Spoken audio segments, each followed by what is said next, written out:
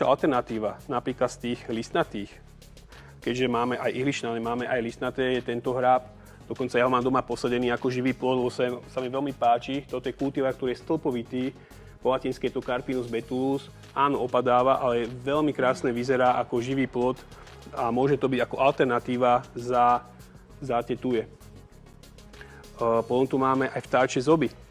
Vtáčí zob, áno, s tými čiernymi guličkami, ktorý môže byť ako alternatíva takisto za tuju smaragd, ale táto forzícia, ktorá vám krásne môže vykvitnúť. Čiže vy si môžete urobiť aj kombináciu. Dajme tomu stav zelený, tam, kde chceme mať stále ako keby tú pohľadovú stranu zakrytú, ale potom aj s listnatými, ktoré nám krásne vedia zakvitnúť. Že tam stále niečo bude. Áno. Kým nám to neopadá teda. Kým nám to neopadá, ale dokonca ono, aj keď to má opadať, tak nejaké listy tam ostanú. A ak to husto nasadíme, tak tie konáre nám urobia ako takú prirodzenú stenu, tak je to veľmi super. Takú prírodnú drevenú stenu nám urobia. Áno. A ak si už chceme nejakú alternatívu, že stav zelenú, ale aby nám trošku kvitlo, ale aby sme to mali aj farebne, tak áno, veľmi vhodná varianta je aj táto červienka, Fotínia. Áno. Vyzerá krásne. Krásne. Stále zelené? Stále zelené. Takto vám to krásne do červenia vyfarbí.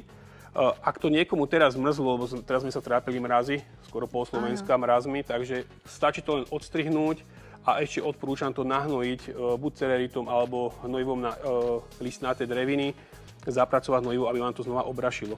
Takže to sa týka tejto alternatívy ihličnanov, stav zelených a áno, máme tu aj klasiku, je to tis, ktorý už poznáme, sú 50-60 rokov a každý si musí urobiť úsudok. Áno, bude to rodiť tie červené guličky, aj keď hovoria sú odrody, ktoré nemajú, ale pár ich tam nájdete. Je to alternatíva, je to jedno z dreva, je to najtvrdšie drevo má na svete aj tis. Takže ako niekto chce, tak je to dobrá alternatíva. A mne sa tam páčia ináč tie guľočky červené.